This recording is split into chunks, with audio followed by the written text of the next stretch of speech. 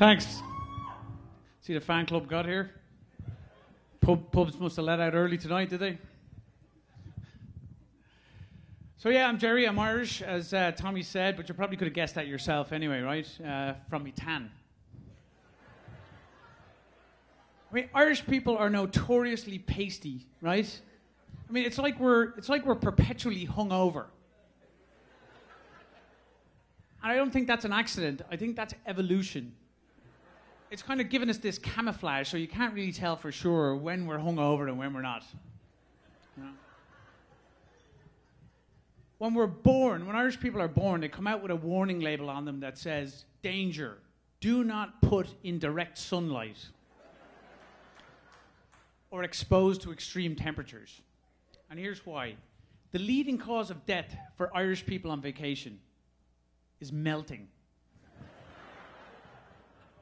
When the temperature gets up over 100 degrees, we just turn into a big pool of Guinness.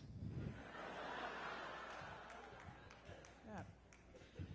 How hot was it this summer in Atlanta? Yeah, hotter than Oprah's girdle. Right? 27 Irish people melted. 3 Irish people went to a Braves game in the afternoon, sat in the sun, bypassed the whole melting thing, straight to spontaneous combustion. Long story short, we don't do well in the sun. So anyway, there's still a lot of stereotypes about Ireland. A lot of people think it's a backward country, full of drunks and people doing river dancing all the time and red-bearded leprechauns running around saying, top of the morning to you. It's not like that at all. There's no such thing as leprechauns. I wouldn't go so far as to say it's backward, but I'll tell you, since I've lived here, I really do enjoy a lot of your modern conveniences. Like peeing indoors. That is brilliant. So when we were growing up in Dublin, we only had 2 TV stations. And when we weren't watching Mass, which was on like 6 hours a day, right? On the Priest channel. We got a couple of shows in from the rest of the world to help us understand what other cultures were like. So needless to say, we judged Americans by watching Dallas and the Dukes of Hazzard. So we thought you were all oil barons or rednecks. And then we got the Beverly Hillbillies. And we realized you could be both. Hey, Granny, we got a cement pond. But when we saw Deliverance, right, that's when I said, I want to move to Georgia. You talk about stereotypes. I have taken 15 canoe trips down the Chattahoochee, shirt off, and nobody has ever asked me to squeal like a piggy. Ever.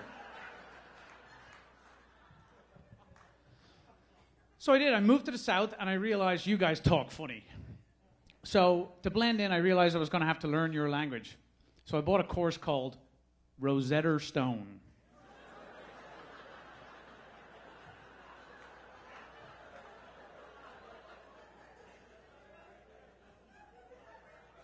And on the front of the box it said, learn y'all to talk you some good Georgia.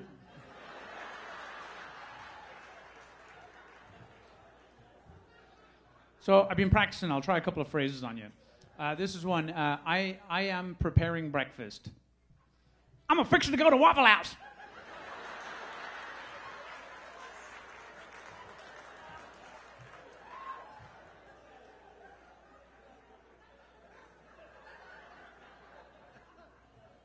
Good morning, neighbor. Isn't this a beautiful Sunday? How about them dogs? Woo!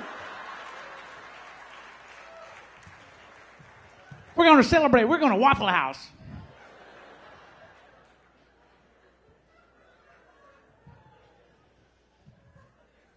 So I decided to stay, bought a house, and I got a house with a big wooden fence all the way around the outside. And after about a month or so, I realized it was full of holes. My neighbor says, you got carpenter bees. Before I moved to Georgia, I had never heard of carpenter bees in my whole life. Never heard of them. So I had this image of these little insects flying around with their little tool belts on.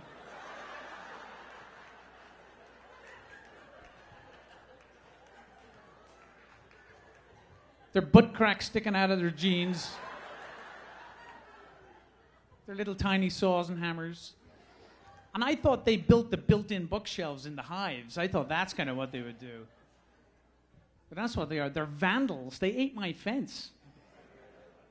I think whoever named carpenter bees obviously didn't have a good experience with a carpenter. Hey, Billy, you having some work done? Yep. Call me one of them carpenters. Ate a big hole in the wall, climbed in, laid some eggs, now he's eating my house.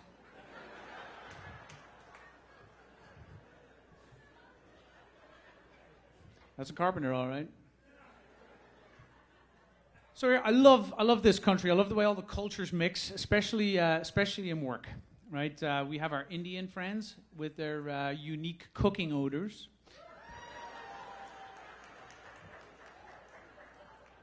That waft out of the break room every lunchtime.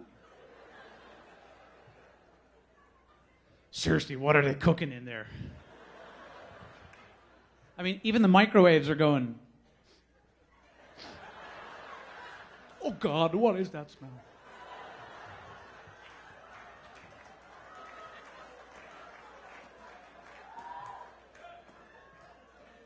So I asked them, you want to try? It's good testicle soup.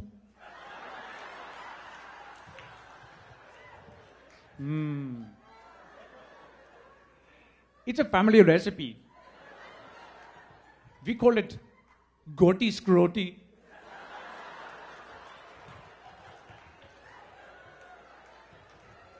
Much, much, much, much better than Waffle House.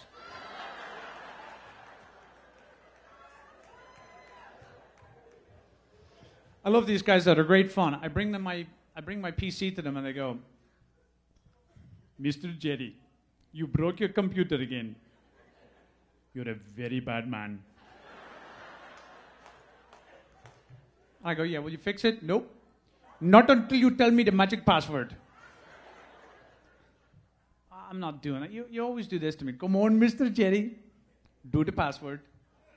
Why do you do this to me? You always do this to me. I'm the only one you do. Come on, Mr. Irish Jerry. You say the password. I fix your computer. All right, they're always after me, Lucky Charms.